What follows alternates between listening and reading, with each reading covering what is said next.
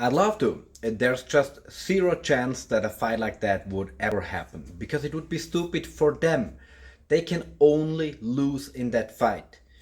Because like if they beat me, no matter how hard, no matter how convincingly, what's there to gain? People like you didn't think it was impressive to beat somebody that's shorter and lighter than them.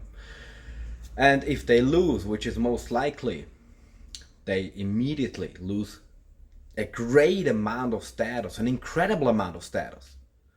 They would never, ever risk that. Mayweather has such a big mouth, but he only ever dared to box McGregor.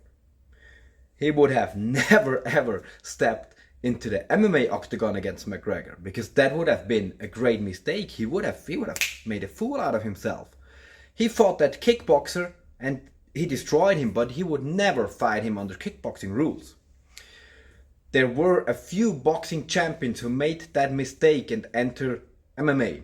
Like James Toney, fabulous boxer, man, I don't know if you know him, defensive genius, one of the best to ever get into the ring. But he was manhandled like a child in MMA. He was manhandled. There was literally no chance. Right when I saw that fight, I didn't know how good of a boxer he was. I was like, man, they should have bought a real boxer. Somebody who can box, right? Like somebody with footwork and stuff. But that's him. He doesn't have a chance, you know. Boxing champs don't fight MMA fighters. And they would love to, you know, if they could beat them, they would love. Because no matter what you tell me, boxing champion is a proud man, right? He's got guts.